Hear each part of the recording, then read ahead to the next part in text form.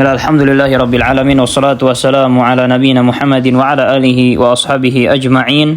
Kembali lagi kepada kitab Al-Qawaidul Jami'ah ala kitab Tauhid.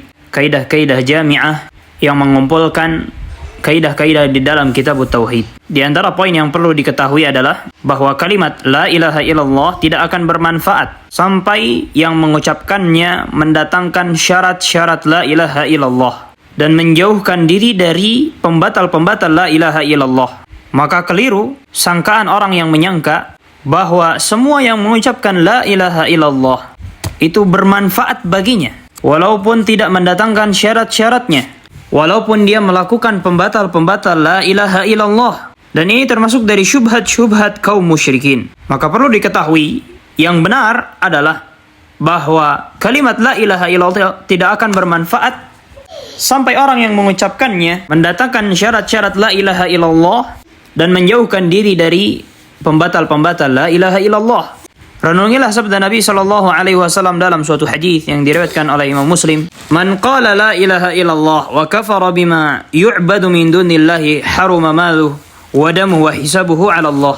Barang siapa yang mengucapkan la ilaha illallah dan dia kufur terhadap sesembahan selain Allah, maka hartanya haram untuk diambil, darahnya haram untuk ditumpahkan, dan perhitungannya di sisi Allah Azza wa Jal. Renungi, di sini Nabi SAW tidak menjadikan kalimat la ilaha illallah saja bermanfaat, tapi dia juga harus menjauhi peribadatan kepada selain Allah. Wa kafara bima yu'badu min dunillah. Dia kufuri sesembahan selain Allah. Dia tidak memberikan sesajen, menyembelih untuk pohon atau untuk orang yang telah meninggal, meyakini orang-orang saleh bisa mendatangkan manfaat atau mudarat, bisa mengetahui hal-hal gaib. Dia jauhi itu semua, maka kalimat la ilaha illallahnya menjadi bermanfaat. Tapi kalau seandainya orang mengucapkan la ilaha illallah tapi masih menyembelih untuk selain Allah, masih meminta kepada selain Allah, tidak menjauhi hal-hal yang membatalkan la ilaha illallah, maka la ilaha illallahnya tidak bermanfaat sedikit pun. Maka perlu diketahui apa saja yang menjadi syarat la ilaha illallah. Yang pertama, di antara syarat-syarat la ilaha illallah adalah al-ilmu, mengilmui, memaknai kandungan la ilaha illallah. Apa kandungan dari la ilaha illallah? Apa maknanya? Apa artinya? Jangan sampai kita tidak tahu. Cara untuk mengetahuinya adalah belajar. Belajar kitab Tauhid, Thalathatul Usul, Qaidul Arba' dan selain-lainnya. Di tangan ulama-ulama yang lurus akidahnya, yang lurus tauhidnya. Ini dia syarat pertama, yaitu mengilmui makna la ilaha illallah. Syarat yang kedua adalah al-ikhlas. Seseorang mengucapkan la ilaha illallah harus ikhlas dari hatinya, mengharapkan ridho Allah Azza wa Jal, bukan sekedar keterpaksaan, ikut-ikutan, atau sekedar ingin mendapatkan wanita yang ia ingin nikahkan, atau sekedar ingin mendapatkan harta duniawi dan lain sebagainya.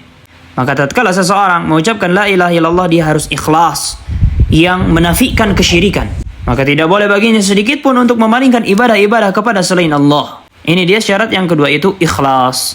Syarat yang ketiga adalah al-yaqin. Seseorang tatkala mengucapkan la ilaha illallah harus yakin di dalam hatinya bahwasanya tiada ilah yang berhak disembah kecuali Allah. Kalau seandainya masih ada keraguan-raguan di dalam hatinya, saya masih ragu apakah benar Allah satu-satunya yang disembah, buktinya di sana ada makhluk-makhluk yang jago. Nah, ini masih ada keraguan-raguan di dalam hatinya. Dia harus benar-benar yakin tatkala mengucapkan la ilaha illallah bahwasanya tidak ada ilah yang berhak disembah kecuali Allah Azza wa Jal. Dan selain Allah itu adalah makhluk, hamba-hamba Allah Azza wa Jal yang lemah. Ini dia syarat yang ketiga, yaitu al-yaqin. Syarat yang keempat adalah as-sidqu, jujur di dalam mengucapkannya, tidak berdusta.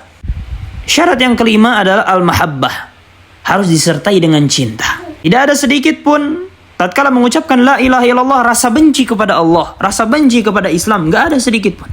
Maka tatkala seseorang mengucapkan la ilaha illallah harus dengan rasa cinta.